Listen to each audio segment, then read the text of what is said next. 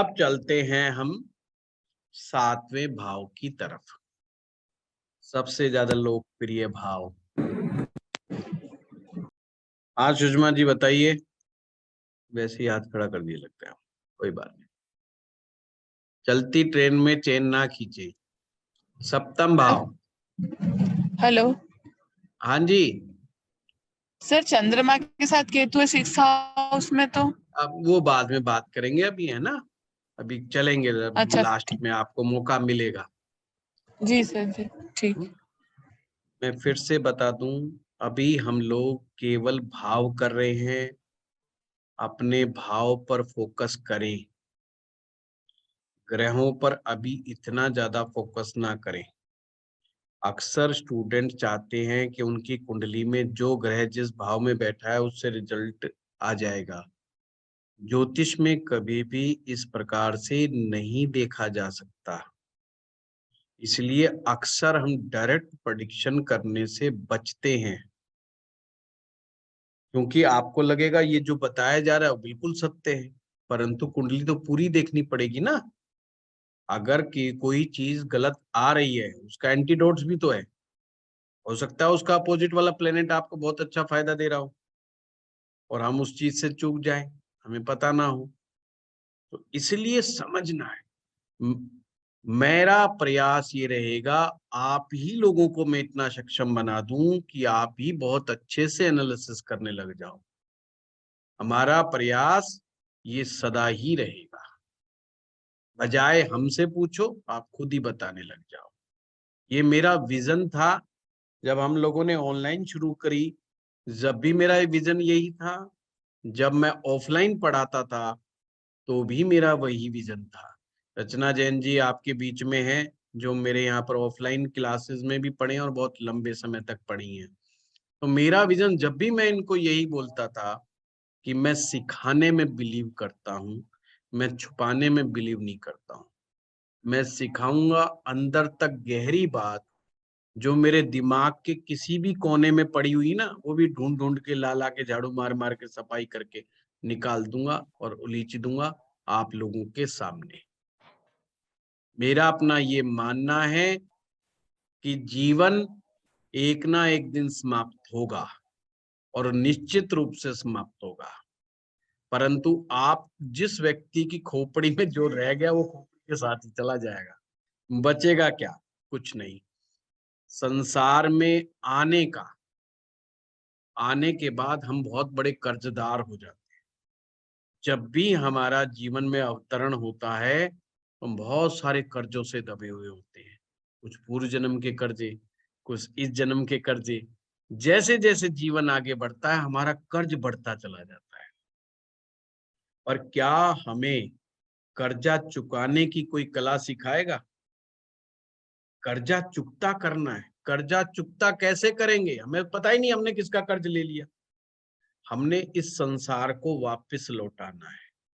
The best सबसे पहले लेना है और द बेस्ट ही हमने इस संसार को लौटा देना है, तो ही हमारा कर्जा चुकता होगा, अन्यथा कर्ज नहीं चुकेगा। आज भी आपको समझना होगा। हम रामायण जब सुनते हैं या भगवान राम के बारे में सुनते हैं तो एक बात आती है, तपस्वी राजा राम। राम राजा भी हैं और तपस्वी भी हैं। और तपस्वी का होने का मतलब क्या है? शाब्दिक अर्थ तो आप सभी को पता है। जो दान देने में सक्षम है वही तपस्वी। जो दान देने में सक्षम है। धन बहुत लोगों के पास हो जाता है, पर उस धन का दान करने का सामर्थ्य हर एक में नहीं होता। ध्यान रखें, धन जुटाना बहुत आसान है, धन को का दान करना बहुत मुश्किल होता है। और जो मुश्किल काम को कर जाए वो ही तपस्वी होता है। और व्यक्ति किस चीज का दान कर सकता है? जरूरी नहीं धन का दान करे। जो उसके पास अबंडेंस में है उस चीज का दान करे, क्योंकि शास्त्र में लिखा है जो आपके पास अबंडेंस में नहीं है उसका दान नहीं करना है। अगर आपके पास निराशा बहुत ज्यादा तो निराशा का दान नहीं करना। आपके पास खुशी ज्यादा है तो खुशी का दान करना है, आपके पास धन ज्यादा है तो धन का दान करना है, आपको लगता है आपके पास ज्ञान ज्यादा है तो आप ज्ञान का दान करें। कुछ भी नहीं लगता कि ना ज्ञान है ना धन है, तो मुस्कुराइए सामने वाले को देख करके, एक खुशी भरी एक मुस्कुराहट से।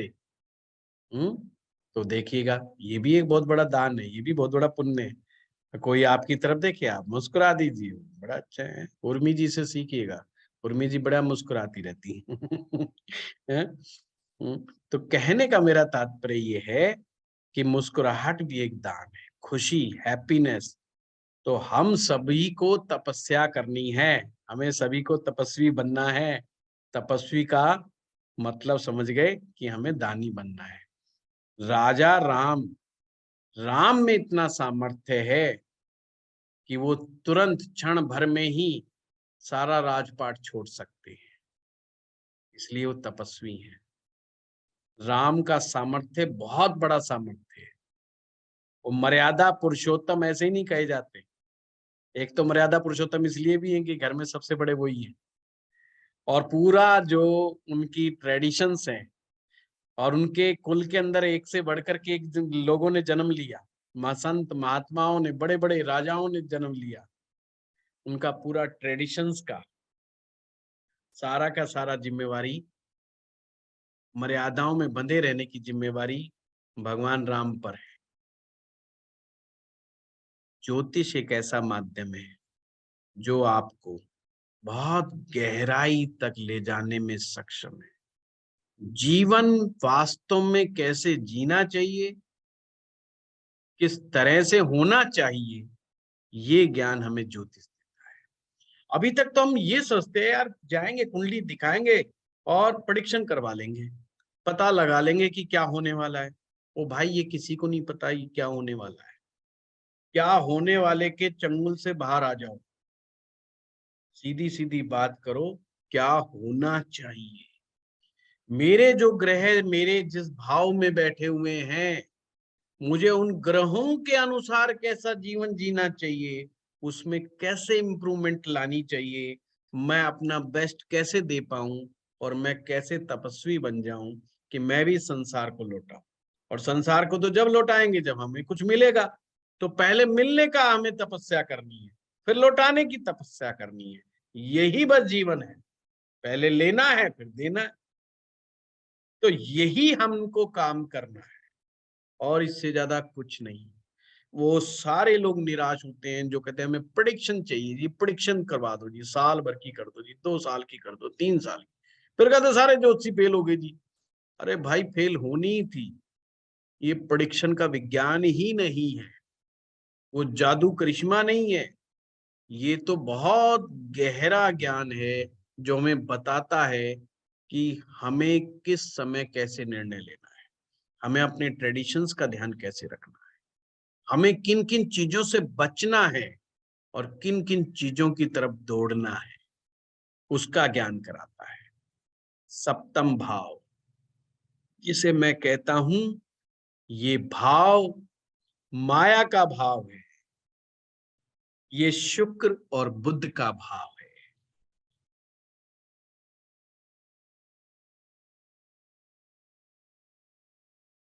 ये रिजक का और गृहस्थ का भाव है। रिजक कहते हैं अपना व्यापार, अपना काम धंधा, अपनी नौकरी, अपना व्यवसाय। लाल किताब कहती है ये 2 पार्टों के बीच का भाव है, एक जमीन और एक आसमान, इसके बीच का भाव है।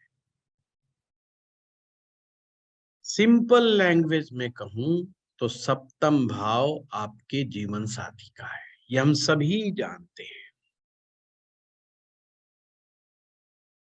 पर हमारी बेटी, हमारी बहन और हमारी पोत्री, जैसे पोता होता है ना, पोती, बेटे की लड़की, वो समझ पाते हैं। जो दादा दादी की एज वाले लोग हैं वो तुरंत समझ गए कि पोता पोती किसकी बात चल रही है। पोती, पोत्री, बेटे की भी लड़की। फिर से रिपीट कराऊं, बहन, बेटी और पोत्री, ये सप्तम भाव से देखे जाते हैं।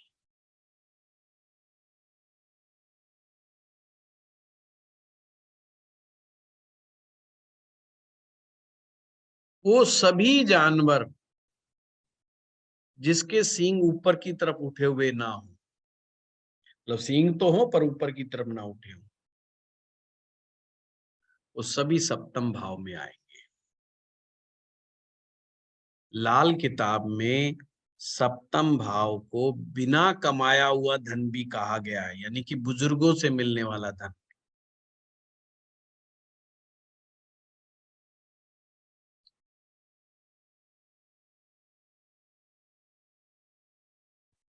शादियां कितनी होगी, ये बात भी सप्तम भाव ही बताएगा।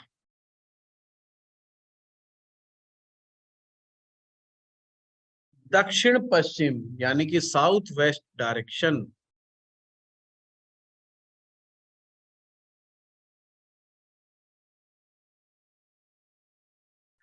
जो होती है सप्तम भाव की डायरेक्शन जो है साउथ वेस्ट है। अब सप्तम भाव में कोई ग्रह अगर बैठा हुआ है तो उस ग्रह से संबंधित चीजों को साउथ वेस्ट में भी स्थापित किया जा सकता है। और पूरा कुंडली का विश्लेषण होने के बाद, ऐसा मत उठा के जो मर्जी रख देना, कई बार उल्टा ना पड़ जाए। पहले पूरा विश्लेषण करेंगे, समझेंगे, तो आपके घर के वास्तु में जो साउथ वेस्ट डायरेक्शन है वो आपके सप्तम भाव को रिप्रेजेंट कर रही है।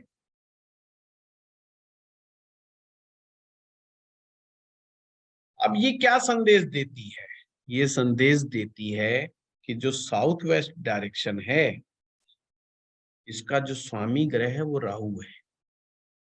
कनेक्ट कर पा रहे हो? और दो लोगों के बीच में, ग्रस्त के बीच में राहु इन्वॉल्व नहीं होना चाहिए। राहु सप्तम भाव में हो तो समझो थर्ड पार्टी इन्वॉल्वमेंट है, कोई तीसरा ना घुस जाए पति पत्नी के बीच में। तीसरा घुसने का मतलब ही है मैरिज लाइफ डिस्टर्ब।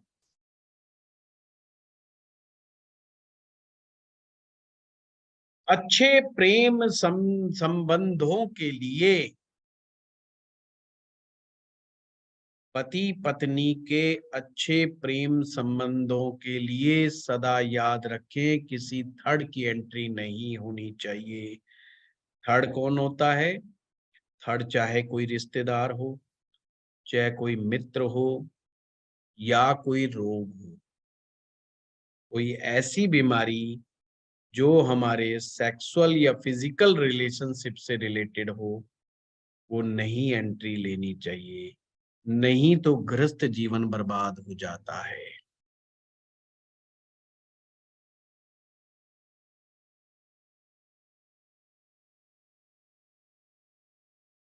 हमारा जो डे टू डे रूटीन का व्यापार होता है वो भी सप्तम भाव से ही देखा जाता है।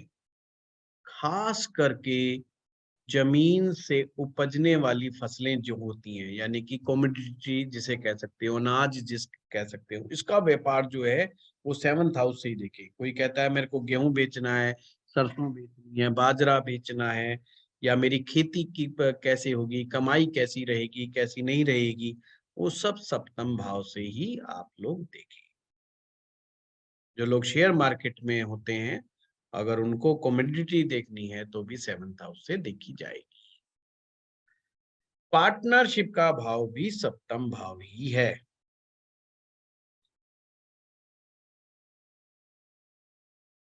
ये वो भाव है जहां शनि ग्रह उच्च के हो जाते हैं और सूर्य नीच का हो जाता है। क्या तात्पर्य है यहाँ पर? अर्थात रात हो गई। शनि रात्रि कारक, रात्रि बली है। शनि रात्रि कारक ग्रह है। रात हो गई, सूरज डूब गया, ये सूरज के डूबने का स्थान है सप्तम भाव, यहाँ पर सूरज डूब जाता है। तो ज्योतिष हमें संदेश देता है, अपनी ईगो, अपना पद, अपनी प्रतिष्ठा अब भूल जाओ, रात हो गई है, बिल्कुल एक सामान्य व्यक्ति हो जाओ। ये समय घर गृहस्थी में प्रवेश करने का समय है, अपने अहंकार को छोड़ दो। पति पत्नी के संबंधों में जो कोई अपने अहंकार को नहीं खो सकता, वो अपनी मैरिज को नहीं बचा सकता।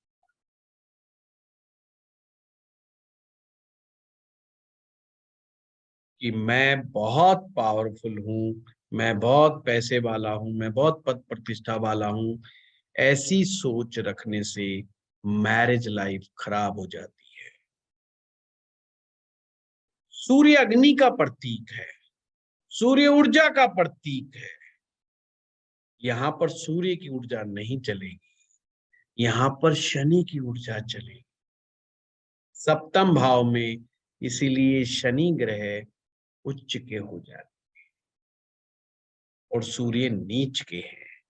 कारण तो बहुत है, बहुत सारे कारण होते हैं कि उच्च के क्यों, नीच के क्यों, पर मैं एक फिलोसफिकल मीनिंग बता रहा हूं, जो हमें संदेश दिया जाता है कि संदेश ये है, शांति पूर्वक रहो, आनंद में रहो। दो ही चीजों का इस्तेमाल करना है, क्या?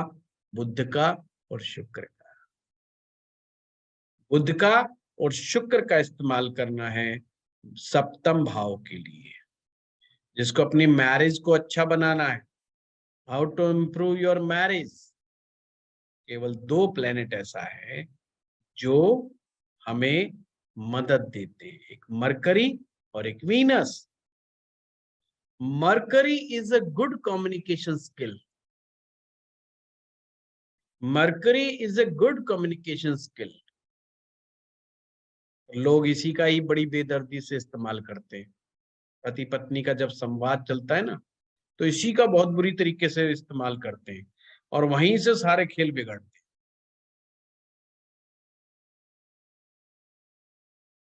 अगर ना समझ में आए तो शिव सूत्र को पढ़ना, समझना। शिव और पार्वती का संवाद हमारे तंत्रिक ग्रंथों में भरा पड़ा है। माँ पार्वती भगवान शिव से किस तरीके से उनसे प्रश्न पूछती है, उन्हें हिलाती है। भगवान शिव कहते हैं मैं मस्ती में हूँ, बस सोने दो, आराम करने तो, पड़ा हूँ आराम से, मस्ती ले रहा हूँ, मुझे कोई लेना देना नहीं है, भस्म रमा दी बस। भस्म से बढ़कर के क्या है?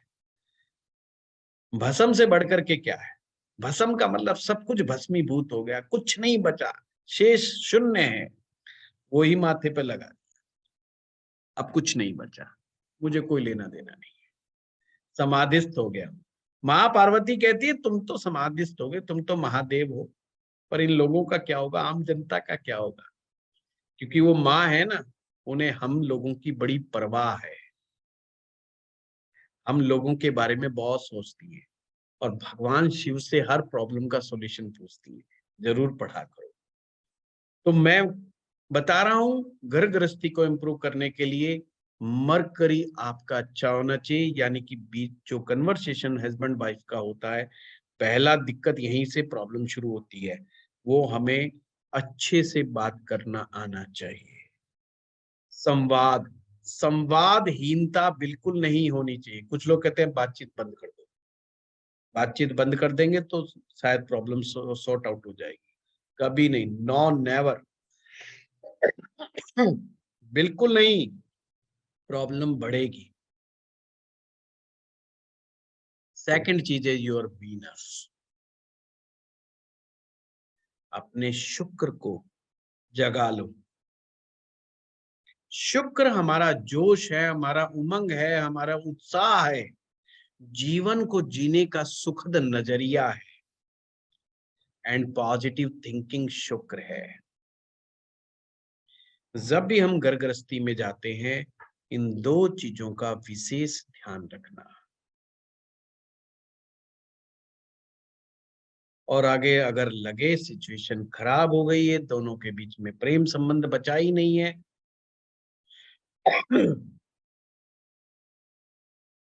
तो प्रेम संबंधों में बिल्कुल अग्नि में पानी डल गया है, तो पंचम भाव को जगाना, जिसके स्वामी सूर्य है। सन सेव्स द मैरिज। सूर्य हमारी अग्नि है और अग्नि हमारी मैरिज को बचाती है। इसीलिए तो अग्नि देवता के चारों तरफ हम चक्कर लगाते हैं, फेरे लेते हैं साथ अग्नि देवता के। ये सब चीजें ज्योतिष से आई हुई है। अब बड़े बुजुर्ग ये बताना भूल गए कि किसी ज्योतिषी ने बताया था। सारे जिन्हें हम रिवाज का नाम दे देते हैं कि रिवाज है, हमारे ट्रेडिशंस हैं, भाई फिर अग्नि के फेरे ही क्यों?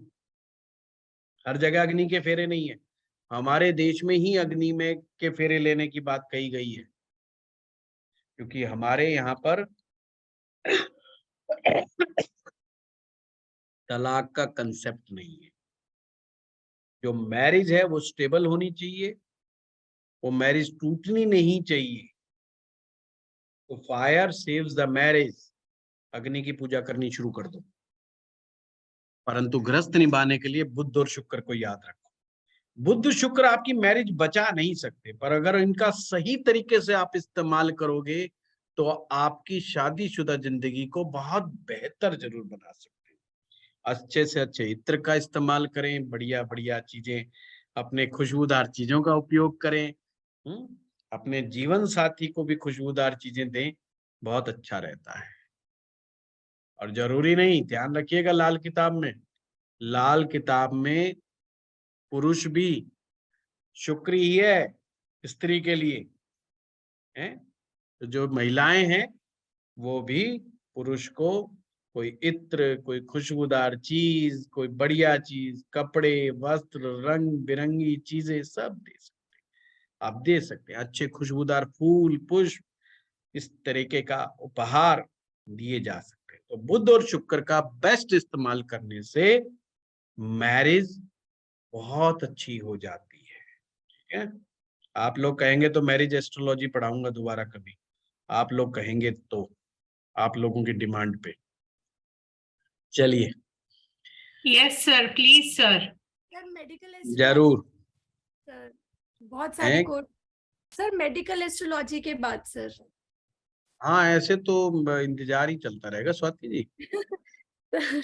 बहुत मिस हो जाती सबसे है। ज्यादा खाली मैं ही बैठा रहता हूँ, आपको पता नहीं, आजकल 2 ही दिन हफ्ते में पढ़ा रहा हूँ सिर्फ, है।